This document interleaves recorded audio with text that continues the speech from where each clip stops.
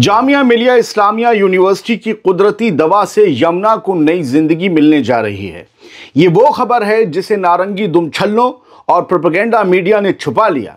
जिस जामिया मिलिया यूनिवर्सिटी को बंद कराने के नारे बेरोजगार और नफरती नारंगी दुमछल्ले आए दिन लगाते रहते हैं, उसी जामिया के रिसर्चर्स ने दिल्ली की जहरीली यमुना को साफ करने की कुदरती दवा बना डाली है।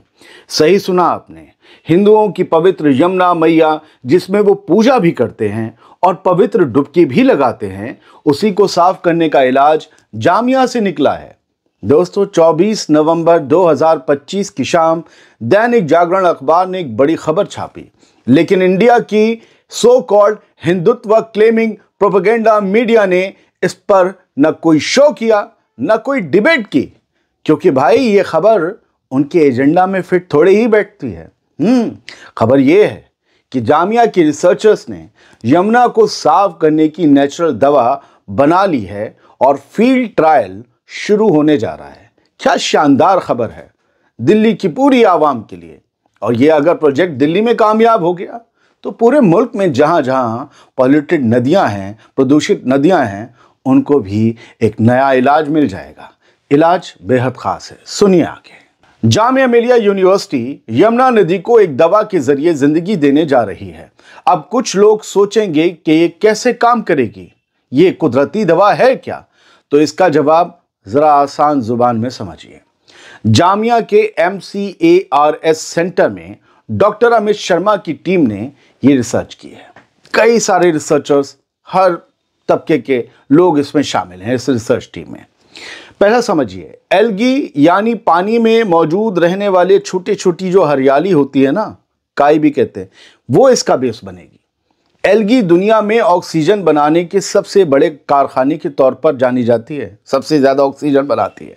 ये गंदगी खाती है, यानी नाइट्रोजन, अमोनिया, कार्बन को निगल जाती है, जो यमुना के सबसे बड़े पॉल्यूटेंट है दिल्ली में।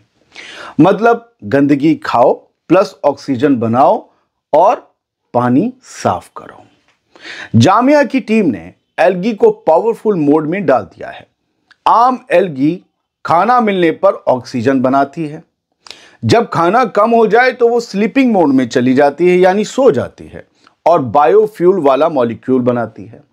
जामिया मिलिया इस्लामिया यूनिवर्सिटी की इस रिसर्च टीम ने इनके अंदर एक खास प्रोटीन डोमेन जोड़ा है। सुनिए, जामिया की टीम ने इस एल्गी में एक खास प्रोटीन डोमेन जोड़ा है जो डीएनए की एक्टिविटी कंट्रोल करेगा और एल्गी की ताकत बढ़ा देगा, बूस्ट कर देगा। ताकतवर एल्गी बना रही है जामिया मिलिया यूनिवर्सिटी।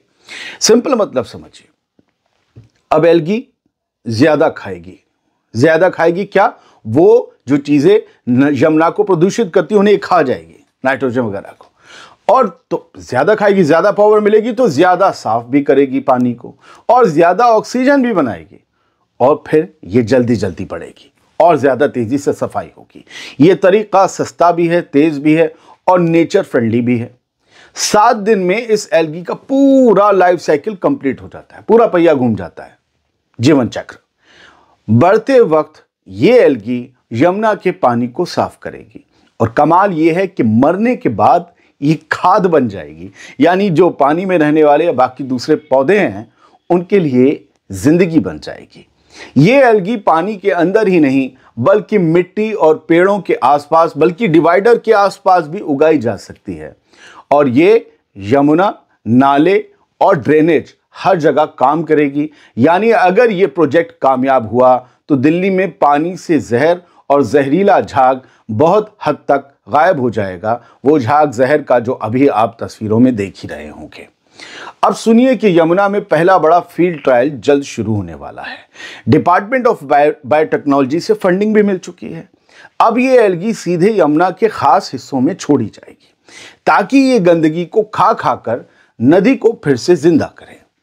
कुल मिलाकर कहानी ये है बॉस, जिस यूनिवर्सिटी में इस्लामिया नाम के जुड़ने की वजह से उसे देशद्रोही कहकर बदनाम करने की कोशिश को दुमछल्ले करते रहते हैं उनकी फौज, उसी जामिया यूनिवर्सिटी की लैब से यमुना को बचाने का रास्ता निकला है। ये वो खबर थी जिसे कथित कुछ मजहबी चैनल हैं, कुछ धार्मिक चैनल हैं, उन्होंने नहीं दिखाया। क्योंकि उन्हें इससे ना तो टीआरपी मिलती और ना ही असल मालिक से इनाम मिलता, मालिक से नहीं, असल मालिक से। लेकिन दिल्ली की यमुना को इससे नई जिंदगी मिल सकती है, लोगों को साफ पीने का पानी मिल सकता है और हमारे हिंदू भाई बहनों को, मेरे दोस्तों को भी साफ यमुना में अपने धार्मिक स्नान करने पर किसी बीमारी के खतरे से निजात मिल जाएगी। कोई डर नहीं रहेगा। छठ की पूजा होगी, आरती होगी, जो कुछ भी धार्मिक क्रियाकलाप है वो बिना किसी डर के होंगे कि आप पॉल्यूटेड नहीं है। सोचिए कहां से रास्ता निकला है हिंदुओं की यमुना मैया को पवित्र करने का, साफ करने का, स्वच्छ करने का। कहां से? जामिया मिलिया यूनिवर्सिटी से। और जब मैं नारंगी दुमछल्लों की बात करता हूं तो सिर्फ उन्हीं लोगों की बात करता हूं जो हर वक्त धर्म के नाम पर नफरत नफरत नफरत और बंटवारे की राजनीति या बंटवारे के स्लोगन्स देते हैं। यह खबर यहीं तक छोड़ रहा हूं। अब एक और अहम खबर है जो आज 25 नवंबर की है और एक पत्रकार मित्र हैं वसीम अकरम त्यागी। दोस्तों, 1:30 बजे दोपहर उन्होंने एक खबर शेयर की और ये बताती है कि हिंदुस्तान की हालत क्या है। मदनी साहब के बयान पर बड़ा बवाल मचा हुआ है। मैं इंडियन खबरों पर आना नहीं चाहता था, लेकिन मुझे लगा कि अब आना ही पड़ेगा और इसके सिवा कोई चारा नहीं, क्योंकि एक तरफ वो मीडिया और दूसरी तरफ दूसरी तरीके का मीडिया है, बैलेंस रिपोर्टिंग वाला मीडिया नहीं। तो इस खबर को सुनिए जो बताता है कि हिंदुस्तान की सरकार को और पुलिस को और अदालत को किस संजीदगी से इस मामले में सोचना पड़ेगा कि जो एक उग्रपंथ आ रहा है वो रोका ना गया तो विदेशों में हमारी इमेज खत्म हो जाएगी। वसीम अकरम त्यागी ने लिखा, 2 फोटो हैं, एक चचा हैं कार में, सफेद दाढ़ी वाले, टोपी लगाए हैं, जाहिर है मुसलमान है। वसीम लिखते हैं, एक वीडियो सोशल मीडिया पर वायरल है 25 नवंबर को। वायरल वीडियो यूपी के आगरा का है।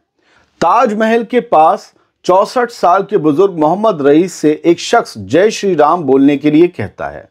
जब वो मना कर देते हैं तो वीडियो बनाने वाला शख्स कहता है, तू 2 दिन में जय श्री राम बोलेगा। इस वीडियो को ठाकुर धर्मेंद्र प्रताप सिंह नामी शख्स ने पोस्ट करते हुए लिखा, ये है असली आतंकवादी। सवाल फिर वही है, इस तरह के ज़ॉम्बी के खिलाफ पुलिस सख्त कार्रवाई क्यों नहीं करती है? जब तक इस तरह की गुंडाई करने वालों का एनकाउंटर नहीं होगा, ये गुंडागर्दी जारी रहेगी। वसीम लिखते हैं कि फिर दोहराता हूं, इस तरह की घटनाओं के खिलाफ हिंदू समाज को उतरना होगा।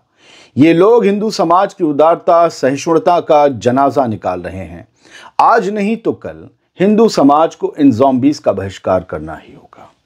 हम अगर इन्हें छोटी छोटी घटनाएं, छोटे छोटे बदमाशियां समझकर नज़रअंदाज करते रहे तो कल ये एक बड़े डिजास्टर में बदल जाएगा। मुझे लगता है इन सो कॉल्ड हिंदूवादी संगठनों या इन चिरकुटुओं, इन चिंदुओं के खिलाफ आप सभी को, हिंदू मुसलमान सभी को एकजुट होना होगा और इनका हिसाब किताब करना होगा कानून के तरीके से। पुलिस में शिकायतें करके नहीं सुनी जाती तो मुखर आवाज उठाइए ताकि सुनना पड़े और अदालतों में तगड़ी पैरवी करिए और सजाएं ऐसी दिलवाने के लिए कोशिश कीजिए अदालतों से, ऐसे अच्छे वकील रखिए कि एक नज़ीर साबित हो। क्योंकि ये जो नफरती उग्रवादी हैं, मैं उग्रवादी कहूँगा क्योंकि उग्रता ये फैला रहे हैं समाज में, ये किसी भी समाज के लिए अच्छे नहीं हैं, किसी भी समाज के लिए, सोसाइटी के लिए अच्छे नहीं हैं। पहले पहले इन्हें लोग बहुत सराहते हैं, पाकिस्तान में भी यही हुआ। फिर लोग इन्हीं से परेशान होने लगते हैं क्योंकि इनका जो है दायरा जैसी बढ़ता है, फिर ये अपना भोकाल, अपना सिक्का और एक पैरेलल गवर्नमेंट चलाने की सोचने लगते हैं, नॉन स्टेट एक्टर्स। हमारी हुकूमत को, मोदी सरकार को ये चाहिए, और जो उत्तर प्रदेश के आगरा का अगर वाकया और सही है तो योगी आदित्यनाथ सरकार को चाहिए कि ऐसे लोगों पर सख्त एक्शन लें, क्योंकि उनकी इमेज ये कहती है कि सबका सम्मान, वो सबका साथ सबका विकास। तो अगर एक तबके को टेरराइज किया जा रहा है तो फिर ये एक समाज के तौर पर एक बड़ी मुसीबत आगे बनकर साबित हो सकता है, क्योंकि डराने वाले और डरने वाले दोनों एक दिन खतरनाक साबित होते हैं। इसलिए एक जो आपसी प्रेम का, मेलजोल का एक रिश्ता होना चाहिए वो बने, और जो भारत की पहचान है वसुदैव कुटुंबकम, वो हमेशा स्थापित रहनी चाहिए। और ऐसे लोग जो किसी भी मोहम्मद रईस को डराते हैं, वो मिडिल ईस्ट में रहने वाले हमारे राकेश, दिनेश, मुकेश के लिए मुश्किलें पैदा करते हैं, क्योंकि वो मुस्लिम कंट्रीज हैं।